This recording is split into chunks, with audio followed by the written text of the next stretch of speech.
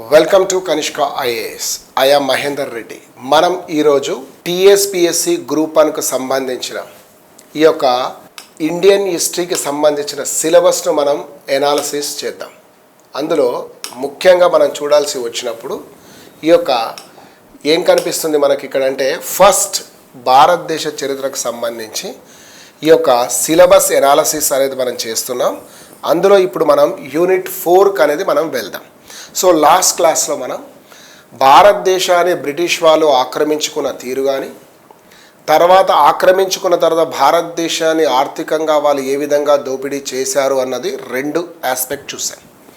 ఇప్పుడు దీనికి వచ్చే వరకు ఆక్రమించుకున్న తర్వాత భారతదేశాన్ని దోపిడీ చేశారు వాళ్ళు కాబట్టి ఇది నచ్చని భారతీయులు తప్పనిసరిగా దానికి వ్యతిరేకంగా ఒక తిరుగుబాటు అనేది తెస్తారు. ఈ తిరుగుబాటు అనేది వాళ్ళు ఏం తెచ్చారు అన్నది కనుక మనం గమనిస్తే, ఒకటి యాంటీ బ్రిటిష్ అప్రైజింగ్స్ అన్నాం. అంటే బ్రిటిష్ వారికి వ్యతిరేకంగా జరిగిన తిరుగుబాట్లు, ట్రైబల్ అంటే గిరిజనులు మరియు ఈ యొక్క రైతులు భారతదేశంలో ముఖ్యంగా 19వ శతాబ్దంలో వాళ్ళు తిరుగుబాట్లు చేయడానికి గల కారణాలు కనిపిస్తాయి. ట్రైబల్స్ రివోల్ట్స్కి వచ్చే వరకు మనము మన పరిస్థితిని బట్టి అనేక రకాలుగా వర్గీకరించవచ్చు. హిల్ ట్రైబ్స్, ప్లెయిన్ ట్రైబ్స్గా, లేదా ఇంటీరియర్ ట్రైబ్స్, నార్త్ ఈస్టర్న్ ట్రైబ్స్గా, మళ్ళీ ఈ యొక్క ట్రైబల్స్ ఒక్కొక్క ప్రాంతంలో ఒకటి, అట్లా మనం ఏదో ఒక కేటగిరైజేషన్ క్లాస్లో చేసుకొని మనం డిస్కస్ చేయొచ్చు. ట్రైబల్స్ యొక్క రివోల్ట్స్కి ప్రధానమైన కారణాలు, ఒకటి బ్రిటిష్ వారి ఆర్థిక విధానాలు అయితే, రెండవది సామాజిక విధానాలను కూడా చెప్పుకోవచ్చు. ముఖ్యంగా ట్రైబల్స్ ప్లాట్యూ అంటే పీఠభూమి ప్రాంతంలోనే అధికంగా ఉన్నారు. వాళ్ళు అప్పటి వరకు స్వతంత్రమైన భావనతో జీవించి ఉన్నవాళ్ళు. బ్రిటిష్ వాళ్ళు తీసుకొచ్చిన అటవీ చట్టాలు కావచ్చు, ఇతరతర చట్టాల వల్ల వాళ్ళ యొక్క స్వతంత్రత అనేది ప్రశ్నార్థకరమైతే, రెండవది స్వేచ్ఛగా జీవించే వారి యొక్క లక్షణానికి అది విరుద్ధమైంది. దీనికి కారణంగానే ఆ రోజు ఈ యొక్క ట్రైబల్స్ అనే వాళ్ళు రివోల్ట్ చేశారు అనేది మనం చెప్పుకోవచ్చు. చూద్దాం ఒక్కొక్కటిగా ఎవరెవరి. పీజెంట్స్ కూడా అంతే. వ్యవసాయం లాభసాటిగా లేకపోవడం, విపరీతమైన పన్నులను విధించడం, ఆ వేసిన పన్నులు కూడా అస్తవ్యస్తంగా వసూలు చేయడం, దేశమంతటగా యూనిఫామిటీ లేకుండా ఒక్కొక్క ప్రాంతంలో ఒకలాగా ఉండడం, లేదా యూనిఫామిటీ ఆ రోజు తెలియకపోయి ఉన్నదని మనం ఇంకోటి క్రిటిక్లో అనుకున్నా కూడా, ప్రధానంగా గతంలో అంటే నవాబుల కాలమో లేదా జమీందారుల కాలమో లేకపోతే హిందూ రాజుల కాలంలో ఉన్నదానికి భిన్నమైన పరిస్థితులు ఉండడం, ఇవన్నీ వాళ్ళని దెబ్బతీసాయని చెప్పొచ్చు.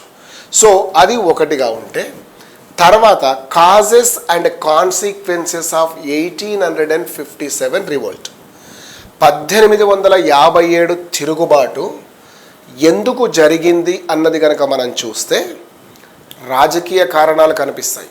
అది డాక్ట్రిన్ ఆఫ్ ల్యాప్స్ కావచ్చు, లేదా రెండవది ఈ యొక్క మొఘల్ చక్రవర్తి రాజ్యాన్ని కోల్పోయే పరిస్థితి ఏర్పడడం కానీ కావచ్చు. So economic causes, social causes, immediate causes, military causes ఇవి ఉన్నాయి. చాలా స్ట్రైట్ అవైగానే అడుగుతున్నాడు చూడండి, మిమ్మల్ని ఏమి ఇబ్బంది పెట్టకుండా వాడు.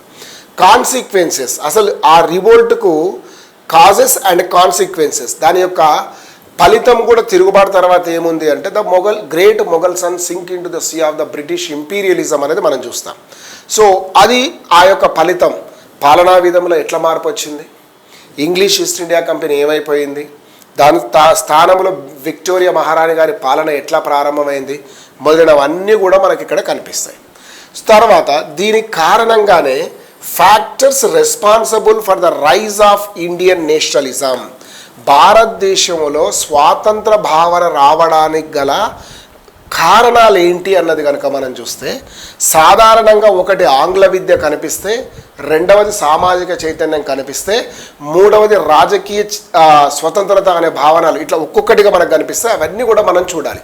So English education really played a vital role for the demand of the rise of the nationalism or inculcated the feeling of the nationalism అనేది మనకు వెరీ క్లియర్గా కనిపిస్తుంది. సో తర్వాత మరొకటి rise and growth of social, religious and anti caste movements. మనం ఇక్కడ మనం రెండుగా తీసుకోవచ్చు. ఒకటి మత సంస్కరణ లేదా భారతీయుల యొక్క సాంస్కృతిక చైతన్యం ఒక యాంగిల్లో తీసుకుంటే, రెండవది కుల ఉద్యమాలు తీసుకోవాలి. కుల ఉద్యమాలలో మళ్ళీ 2 రకాలు ఉన్నాయి. కుల వ్యతిరేక ఉద్యమాలు ఒకటైతే, మరొకటి ఏంటంటే ఆ యొక్క కులంలో అప్గ్రేడ్ కోసం కొంతమంది ప్రయత్నించడం. దాంట్లోనే రకరకాలుగా ఉన్నాయి. ఇవన్నీ మనం విశ్లేషణగా మనం చూడాల్సి. సెల్ఫ్ రెస్పెక్ట్ మూమెంటు ఉంది, మహార్ల యొక్క ఉద్యమం ఉంది, కుర్మీల యొక్క ఉద్యమం ఉంది. ఇట్లా రకరకాలుగా మనకి ఏమి వస్తాయో అన్నీ కూడా మనం చూడాలి. Brahma Samaj, Arya Samaj, Aligarh movement, Satyashodhak Samaj, Jyoti Bapule and Savitri Bai Phule, Pandita Ramabai. ఒక్కొక్కరి పేరు అన్నది వెరీ క్లియర్గా అడిగారండి. కొందరిదైతే ఇప్పుడు అయ్యంకాళి ఉన్నాడు, ఆ రోజులో ఈయన మద్రాస్ ప్రెసిడెన్సీలో చాలా కార్యక్రమాలు చేశాడు. యానీ బిసెంట్, వీళ్ళని ఒక్కొక్క పర్సనాలిటీ మీద మనం ఒకటి అనేది తీసుకోవచ్చు. చాలా టైం పట్టే అవకాశం కూడా ఉంటుంది. తర్వాత ఇవి నాన్ బ్రాహ్మిన్, చెప్పాను కదా, బ్రాహ్మణ వ్యతిరేక ఉద్యమాలు ఒకటైతే, తర్వాత కుల వ్యతిరేక ఉద్యమాలు ఒకటి, రకరకాలుగా కనిపించాయి. Justice and self respect movements అనేవి మీకు కనిపించాయి.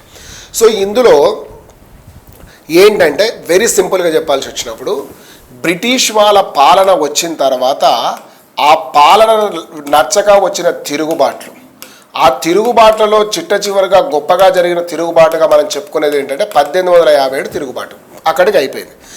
రెండవది ఏంటంటే భారతదేశంలో ఈ యొక్క జాతీయ భావన పెరగడానికి గల ప్రధానమైన కారణం అనేది ఏంది అన్న దాంతో చూసుకుంటే మనకు సాంస్కృతిక ఉద్యమమే. ప్రపంచంలో ఎక్కడైనా సాంస్కృతిక చైతన్యం వచ్చిన తర్వాతనే రాజకీయ చైతన్యానికి ఒక వేదిక ఏర్పడుతుంది.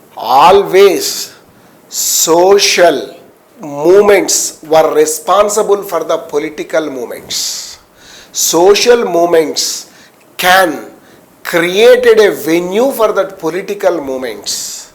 Social movements gather the public at one place to launch a political movement.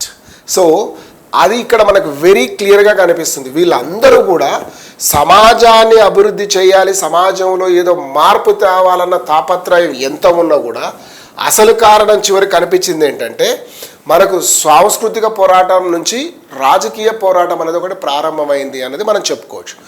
దాన్ని మనం 5వ యూనిట్లుగా వెరీ క్లియర్గా మనం చర్చించుకోవచ్చు అన్నది నా ఉద్దేశం. So I would like to be complete or finish analysis of this 4th unit here only. మనకు దీనికి సంబంధించిన పుస్తకాలు ఏం కావాలి అన్నది కనుక మనం కోరుకుంటే ఖచ్చితంగా తెలుగు అకాడమీ వాళ్ళు, తెలుగు మీడియం వాళ్ళు అయితే, లేదు ఇంగ్లీష్ మీడియం వాళ్ళు అయితే మీకు స్పెక్ట్రమ్ లాంటిది కూడా కొంత పనిచేసే అవకాశం అనేది ఉంటుంది. సో అది ఒకటిగా నేను చెప్పగలను. Thank you all. Will meet with analysis of the 5th unit. Thank you.